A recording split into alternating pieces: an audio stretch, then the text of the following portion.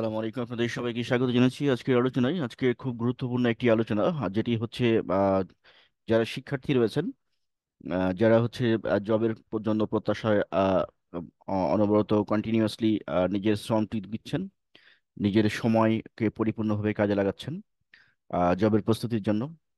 যারা হচ্ছে বিভিন্ন একাডেমিক এবং হচ্ছে স্কলারশিপ পরীক্ষায় টপ র্যাঙ্ক করার জন্য যে প্রচেষ্টায় রত আছেন, যারা হচ্ছে লার্নিং প্রসেসের সাথে যুক্ত আছেন, এবং যারা কন্টিনিউয়াসলি নতুন কিছু শিখছেন, তাদের জন্য এই ভিডিওটি। আপনি যদি এই ক্যাটাগরির ভিতরে পড়েন তাহলে ডেফিনেটলি এই ভিডিওটি আপনার জন্য খুব গুরুত্ব বহন করবে। আর আরেকটা ক্যাটাগরি রয়েছে যে যারা হচ্ছে প্রফেশনাল স্কিল ডেভেলপমেন্টে রয়েছেন, অর্থাৎ আমরা অলরেডি জব করি, এরকম যারা রয়েছেন তাদের জন্য এই ভিডিওটি খুব গুরুত্বপূর্ণ। তো চলেন শুরু করা যাক। আমরা যদি ধরেন বাসার কোনো দায়িত্ব, যদি কোনো ফিমেল থেকে থাকেন, এই ভিডিওটা শুনে থাকেন, তাহলে আপনি যদি বাসার কোনো রেসপন্সিবিলিটি পালন করেন, তার জন্য এই ভিডিওটা খুব গুরুত্বপূর্ণ হবে। কারণ প্রসেসটা আমি বলবো, সেটি হচ্ছে কনসিস্টেন্সি, দ্যাট ইজ ধারাবাহিকতা। অর্থাৎ এডুকেশন এডুকেশন থেকে শুরু করে জীবনের প্রতিটি পর্যায়ে ইট মে বি এটা ইবাদতও হতে পারে। আপনি যদি কোনো ইবাদতের সাথে সংযুক্ত থাকেন, তো সেটি হতে পারে। অর্থাৎ আপনার ইচ অ্যান্ড এভরি কাজ, প্রতিটি জব, যে কাজটি আপনি প্রতিদিন করেন বা করতে চেষ্টা করেন, সেটির ধারাবাহিকতা কেন দরকার, আর ধারাবাহিকতা না হলে কি হবে। আপনার যে টার্গেট, যেটার জন্য আপনি করতেছেন, একটা কাজ তো করার অবশ্যই একটা অবজেক্টিভ রয়েছে। যেমন ধরেন, আমরা যদি একটা ভিক্ষুকের কথা চিন্তা করি, সে ভিক্ষুক রাস্তা দিয়ে হাঁটে কেন? মানুষের কাছে হাত পাতে কেন? মানুষের কাছ থেকে কিছু কিছু চাই কেন? চাই হচ্ছে একটা কারণে, সেটি তার অবজেক্টিভ হচ্ছে সে কিছু পাবে এবং সেটি দিয়ে তার সংসার বা খাওয়া দাওয়া বা ইত্যাদি জিনিসগুলো, রিকোয়ারমেন্টগুলো ফুলফিল করবে। অনুরূপভাবে একজন স্টুডেন্টের প্রত্যাশা কি? স্টুডেন্ট পড়াশোনা করে এই কারণে যে তার রেজাল্ট ভালো হবে, ভবিষ্যতে সে একটা ভালো জব পাবে, অর্থাৎ বড় চাকর হবে। ভালো রেজাল্ট মানে কি? ভালো রেজাল্ট মানে যত ভালো রেজাল্ট তত বড় চাকর। আমাদের যে আম, এই এডুকেশন যে সিস্টেম, সে সিস্টেম আমাদেরকে সবসময় চাকরি বানায়। হ্যাঁ, যারা হচ্ছে যে এন্টারপ্রেনিয়র হয়, তারা আপনি দেখবেন যে ভালো এডুকেশন বা ভালো স্টুডেন্ট কখনোই এরা ছিল না, হাতে গোনা কয়েকজন, তাছাড়া ভালো স্টুডেন্ট কেউ ছিল না। অর্থাৎ এদের এডুকেশন এর প্রতি ওরকম কোনো ফ্যাসিনেশনই ছিল না। এরাই হচ্ছে আজকের দিনে গোটা ওয়ার্ল্ড লিড করতেছে। পৃথিবী এই মহাবিশ্বের আপনার যে সৃষ্টি, যতগুলো ইউনিভার্স রয়েছে, যতগুলো গ্যালাক্সি রয়েছে, তার মধ্যে আমরা জানি যে আমাদের দৃষ্টিতে কমফোর্টেবল হচ্ছে পৃথিবী। এর বাইরে অনেক সৌরমণ্ডল রয়েছে, কোটি কোটি সৌরমণ্ডল রয়েছে, কোটি কোটি গ্যালাক্সি রয়েছে, সুতরাং ওইদিকে আমরা যেন না যাই। তো এই পৃথিবীতে আমরা একটা জিনিস জানি যে সব থেকে পাওয়ারফুল এনার্জি, সব থেকে পাওয়ারফুল শক্তি কোনটা? সব থেকে পাওয়ারফুল শক্তি হচ্ছে ইনভিজিবল পাওয়ার, মানে অদৃশ্য শক্তি, যেটির উপরে মানুষের কোনো হাত নেই। এই অদৃশ্য শক্তি সব থেকে পাওয়ারফুল। আর এই অদৃশ্য শক্তির পরে যদি আমরা চিন্তা করি পৃথিবীতে, তাহলে সেক্ষেত্রে হচ্ছে যে ধরেন আমাদের দেশের যে প্রশাসন থেকে শুরু করে অন্যান্য যত কিছু রয়েছে, আমরা যদি সব দিকে অ্যানালাইসিস করি, তাহলে আমরা দেখি যে একটা ক্লাসের ব্যাক বেঞ্চে যে ছেলেটা বসতো, সে হচ্ছে আজকের দেশের বিজনেসম্যান। সে গোটা বিজনেসটাকে লিড করে। আর যে স্টুডেন্টটা প্রথম বেঞ্চে বসতো, পরীক্ষায় ফার্স্ট হতো, সে দেখা যাচ্ছে একজন চাকর বা একজন চাকরিজীবী। ওই থার্ড বেঞ্চের বা ব্যাক বেঞ্চের স্টুডেন্টের ইনস্ট্রাকশনে বা তার কোম্পানিতে তাকে কাজ করতে হয়। কোশ্চিন হচ্ছে কেন? এটির উত্তর অনেক রকম ভাবে দেওয়া যায়, বাট আমাদের টার্গেট হচ্ছে আজকের আলোচনায়, সেটি হলো যে এই ধারাবাহিকতা বা কনসিস্টেন্সির জন্য আমাদের কি করতে হবে এবং এটা আমরা কেন করব, আর না করলে কি ফলাফল হবে। ধরেন আমরা একটা টার্গেট সেট করি আলোচনার সুবিধার্থে। আমার টার্গেট হচ্ছে আমার বিসিএস জব, এটি হচ্ছে আমার টার্গেট। ঠিক আছে? তো আমি এই টার্গেটকে যখন আমি সেট করব যে আমার এটা হলো প্রত্যাশা, এই টার্গেটটা কখন নেওয়া উচিত একজন স্টুডেন্টের বা একজন লার্নারের? একদম অনার্স ফার্স্ট ইয়ার থেকেই বা ইন্টারমিডিয়েট পাশের পরে যেখানে আপনি অ্যাডমিশন নেন না কেন, সেখান থেকে শুরু করা উচিত, যে আপনি বিসিএস টার্গেট হয়। এবং কারো যদি টার্গেট এরকম থাকে যে বিসিএসই জব করবেন, বিসিএস দিয়েই জব করবেন, তাহলে সায়েন্সের সাবজেক্টে না পড়াই ভালো। আমি বলছি না যে পড়তে নিষেধ করছি না, ডিসকারেজ করছি না, বাট সায়েন্সের সাবজেক্টে না পড়া ভালো, কারণ আপনার টার্গেট তো বিসিএস দিয়ে আপনি প্রশাসন ক্যাডারে যাবেন বা বিসিএস দিয়ে জব করবেন। কারণ আপনার টার্গেট জবই টার্গেট আপনার, জবের বাইরে অন্য কিছু টার্গেট নেই। তাহলে সেই ক্ষেত্রে কেন কেন প্লাস পয়েন্ট হচ্ছে যে নন সায়েন্স ব্যাকগ্রাউন্ড যারা, নন সায়েন্সের স্টুডেন্ট যদি হয়, তাহলে সে প্রচুর পরিমাণ টাইম পেয়ে যায় বিসিএস এর জন্য নিজেকে প্রিপেয়ার করার জন্য, তার একাডেমিক ভালো রেজাল্টের পাশাপাশি। আর অন্যরা, সায়েন্সের স্টুডেন্টরা সেই সময়গুলো দিতে পারে না, বিকজ অফ মানে স্টাডি লোড। তো আচ্ছা, আমরা এখন যে জায়গায় ছিলাম, যে আমাদের কনসিস্টেন্সি, ধরুন টার্গেট যদি আমি সেট করি বিসিএস আমার জব টার্গেট, আমার যদি টার্গেট হয় যে আমার পরীক্ষায় টপ করা আমার টার্গেট, আমার যদি টার্গেট হয় আমি ফার্স্ট ইয়ারে হায়েস্ট পরিমাণ নাম্বার তুলতে চাই, যেটি আমি প্রিভিয়াস ইউনিভার্সিটিতে যত স্টুডেন্ট তুলেছে নাম্বার পেয়েছে সিজিপিএ, সেটি রেকর্ড ব্রেক করতে চাই, টপার হতে চাই, এটি যদি আমার টার্গেট হয়, তাহলে আপনার এই টার্গেটের উপরে কন্টিনিউয়াসলি পরিশ্রম করে যেতে হবে। যদি ধারাবাহিকভাবে পরিশ্রম করেন একদিনে एक ही चीज बार बार करने में बहुत ताकत আসতে হয়। তো একই চিজ যদি আপনি বারবার করতে থাকেন একই কাজ, তাহলে একদিন দুই দিনে আপনি বুঝবেন না যে এটা রেজাল্টটা কি হবে, কিন্তু যখন আপনি দীর্ঘদিন ধরে একই কাজ করতে থাকবেন, তখন ওটার পরে এরকম মাস্টারি বা এরকম দখল আপনার আসবে যে আপনি আন কন্ট্রোলেবল হয়ে যাবেন। অর্থাৎ আপনাকে মানে রুখতে পারে বা আপনাকে দমাতে পারে এমন কোনো শক্তি আর থাকবে না। তাহলে কোনো একটা টার্গেটকে অ্যাচিভ করার জন্য আপনার টার্গেট, এখন যদি আপনি মাল্টিপল টার্গেট সেট করেন, বিসিএস কে যদি টার্গেট করেন, তাহলে জবের অন্যান্য জবগুলোর জন্য অলমোস্ট 98% কাভার হয়ে যায়। সো বিসিএস কে টার্গেট করে যদি প্রিপারেশন নেন, অলমোস্ট 98% কাভার হয়ে যায়। আবার অনেকে আছে যে ব্যাংক জবের জন্য টার্গেট সেট করেন, তাহলে সেই ক্ষেত্রেও কিন্তু বিসিএস এর অনেকখানি কাভার হয়ে যায়।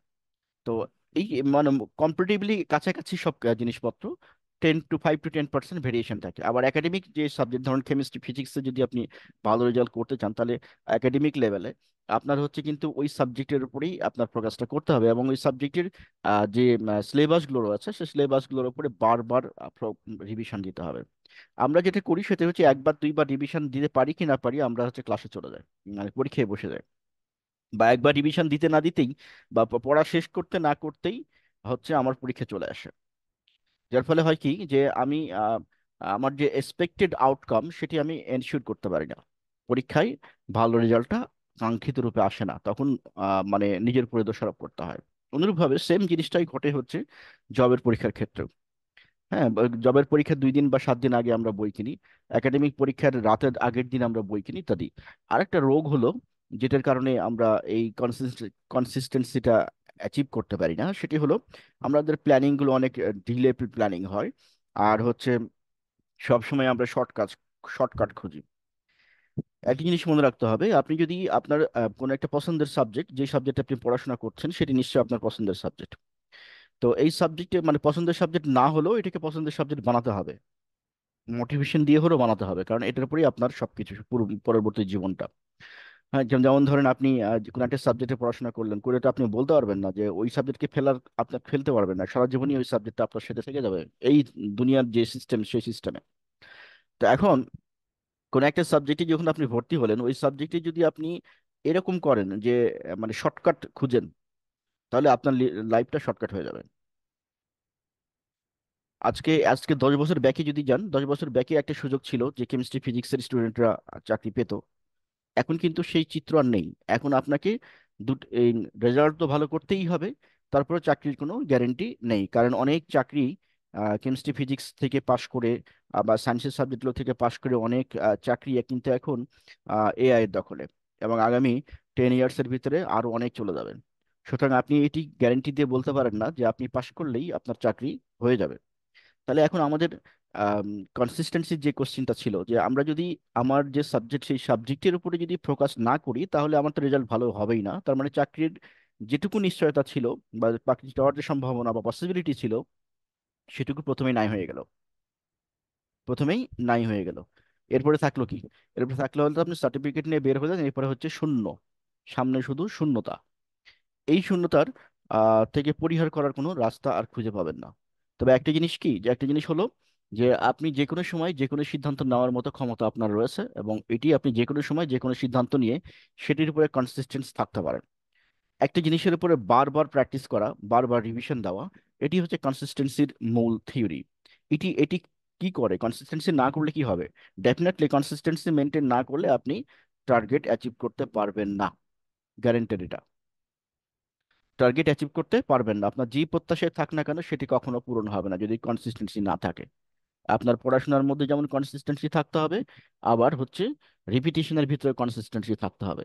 অর্থাৎ আমরা যে একটা কথা বলে থাকি যে repetition is the mother of learning. Repetition is the mother of learning. আপনি যদি একই পড়া পড়ে সেটাকে রিপিট করতে না পারেন, রিপিটেশন না করতে পারেন, না জানেন, তাহলে এটিকে রিকভার করা at the time of exam এটি পসিবল হবে না। আর যদি আপনি পরীক্ষার হলে বসে এটিকে রিকল করতে না পারেন, আহ, সঠিকভাবে লিখতে না পারেন, তাহলে আপনি যত যে পরিশ্রম করেছেন সেটি কোনো গুরুত্বই বহন করবে না। একটা কথা ক্লিয়ারলি মনে রাখতে হবে যে আপনি সারা রাত ধরে বা সারা বছর ধরে কি পড়েছেন এটা মোটেই ইম্পর্টেন্ট না। মোটেই ইম্পর্টেন্ট না, এটা কোনো গুরুত্বই বহন করে না। কত ঘন্টা পড়েছেন, কত কি করেছেন, গুরুত্ব বহন করে হচ্ছে রাইট টাইমে জিনিসটা আপনি আউটপুট দিতে পারেন কিনা, বলতে পারেন কিনা, লিখতে পারেন কিনা। ধরেন 1 মাস ধরে পড়াশোনা করলেন, ভাই গেলেন, ভাই যে আপনি কিচ্ছু বলতে পারলেন না। ওই যে 1 মাস ধরে পড়াশোনা করেছেন ওটা কোনো গুরুত্ব বহন করবে? করবে না। আবার এটা কি পসিবল যে আপনি কোনো কিছু পড়াশোনা করলেন না, ভাই সব কোশ্চেনের উত্তর দিয়ে আসলেন? এটাও পসিবল? এটাও পসিবল না। তার মানে হচ্ছে যে জীবনে শর্টকাট বলে কিছু নেই, পরিশ্রম করতেই হবে, নিজের সাবজেক্টের উপরে যতটুকু এক্সপার্ট হওয়া যায় হতে হবে। আরেকটা ইম্পর্টেন্ট জিনিস এই কনসিস্টেন্সির সাথে আমি সুযোগ পেলাম বলে রাখি, সেটি হলো যে আমাদের এই ওয়েবসাইটটা দেখতে পাচ্ছেন www.masbury.net.org। এই ওয়েবসাইট থেকে আপনি আপনার সমস্ত একাডেমিক সমস্যা এবং জব রিলেটেড সমস্যা এবং অনলাইনে জব রিলেটেড ফ্রিল্যান্সিং সেক্টরের কাজগুলো করতে পারবেন। এটি সবার অবগতির জন্য জানানো হলো। যার যেটি প্রয়োজন সেটি এখান থেকে, ওয়েবসাইট থেকে নিয়ে কাজ করতে পারবেন। আমাদের ফেসবুক পেজ রয়েছে, সেখান থেকেও আপনারা যোগাযোগ করতে পারবেন। আমাদের এই ভিডিওর নিচে লিংক থাকবে, সেখানে আমাদেরকে নক দিতে পারবেন। এবং এটি যারা হচ্ছে বাসায় বসে থাকেন, 2-3 ঘন্টা সময় থাকে তারা অনলাইন ইনকামের জন্য, এবং যারা পড়াশোনা করছেন তাদের একাডেমিক সমস্যা সমাধানের জন্য, অ্যাট দ্য সেম টাইম হচ্ছে অনলাইনে আর্নিংস রিলেটেড কিভাবে আর্নিংস করা যায় সেই রিলেটেড জিনিসগুলো শেখার জন্য। এটি বেসিক্যালি একটি complete training centre, working multi dimensionally. আমরা ও লেভেল, এ লেভেল থেকে শুরু করে এখানে অনার্স এবং অনার্সের ফিজিক্স, কেমিস্ট্রি, জিওলজি এবং হচ্ছে যে অন্যান্য সাবজেক্ট এবং জব প্রিপারেশনগুলো এখানে করানো হয়। আচ্ছা, এরপরে যে যে গুরুত্বপূর্ণ কথাটা বলতে চেয়েছিলাম সেটি হচ্ছে আজকের দিনের যারা বিশেষ করে সায়েন্স ফ্যাকাল্টিতে রয়েছেন বা অন্যান্য ফ্যাকাল্টিতে রয়েছেন, সবার জন্যই যে আপনি আপনার একাডেমিক যে পড়াশোনা সেই পড়াশোনার পাশাপাশি যে কোনো একটা স্কিল শিখে রাখবেন। যে কোনো একটা স্কিল শিখে রাখবেন। যে কোনো একটা স্কিল বলতে অনলাইনে আর্নিংস রিলেটেড স্কিল। এই অনলাইনে আর্নিং রিলেটেড স্কিল বলতে কোন কোনগুলো রয়েছে? আইটি সেক্টরে যতগুলো কাজ আছে প্রতিটা কাজই মানুষের দরকার। আইটি সেক্টর যত রকমের কাজ আছে সবগুলো কাজের জন্য মানুষের দরকার হয়, অর্থাৎ মানুষের হেল্প লাগে। আপনি টাকা ইনকাম তখনই করতে পারবেন যখন আপনি মানুষের একটা প্রবলেম সলভ করতে পারবেন। আপনি যদি কোনো প্রবলেম সলভ করার ক্ষমতা আপনার থাকে তাহলে বুঝবেন এটাকে কাজে লাগিয়ে আপনি টাকা ইনকাম করতে পারবেন। আপনাকে জানতে হবে হাউ, কিভাবে। এই কিভাবের উত্তর আপনি পেয়ে যাবেন আমাদের ওয়েবসাইট থেকে। আমাদের কি জানান যে আপনার কোনটার উপরে স্কিল আছে বা কোন সমস্যাটা সমাধান করতে পারেন, আমরা আপনাকে গাইডলাইন দেবো যে আপনি এইভাবে এইভাবে আগান। অর্থাৎ আপনি এখানে একটা কমপ্লিট কনসালটেন্সি পেয়ে যাবেন। প্রতিটা মানুষের কোনো না কোনো সাইড আছে যে সাইডে সে স্কিল্ড। অথবা কেউ যদি এরকম থাকেন যে কোনো স্কিলই নেই আপনার, বা কোনো মানুষের কোনো সমস্যারই সমাধান করতে পারেন না, তাহলে আপনি যে কোনো একটা স্কিল শিখে নেন। এটা কেন? এটা হচ্ছে যে এই কারণে যে আগের যে সময়টা ছিল যে পড়াশোনা পাশ করে চাকরি করব, চাকরি ইনকাম করব, ওই কনসেপ্ট নাই এখন। আপনি পাশ করে আরো 10 বছর পরে বের হবেন, 10 বছরে গোটা গোটা ওয়ার্ল্ড চেঞ্জ হয়ে যাবে। এআই এর যুগ চলে আসবে। এই যে হাতের যে মোবাইলটা আছে সেই মোবাইল চেঞ্জ হয়ে যাবে, সবকিছু চেঞ্জ হয়ে যাবে। আজকের দিনে টেলিভিশন কেউ বাসায় দেখে না। আজকের দিনে সবাই মোবাইলে দেখে, অথবা ইউটিউব ইউটিউব দেখে ইত্যাদি। তো ঠিক ওরকম ভাবে মোবাইল যেরকম আগের যুগের যে টেলিভিশনগুলো পাওয়া যেত, আগের যুগের যে কম্পিউটার পাওয়া যেত বিশাল বডি মানে স্ক্রিন, ওগুলো এখন আর চলে না। এখন একটা পাতলা স্ক্রিনের মতো। তো এরকম ভাবে চেঞ্জ হয়ে যাচ্ছে এবং আগামী 2-3 বছরের মধ্যে হিউজ চেঞ্জ চলে আসবে, হিউজ। হ্যাঁ, যেমন ধরেন আগের দিনে যেরকম হতো যে বাসায় টিটো রাখা হতো প্রাইভেট পড়ার জন্য, স্টুডেন্টরা বাসায় যেয়ে পড়াতো, ওই কনসেপ্ট কিন্তু এখন আর নাই।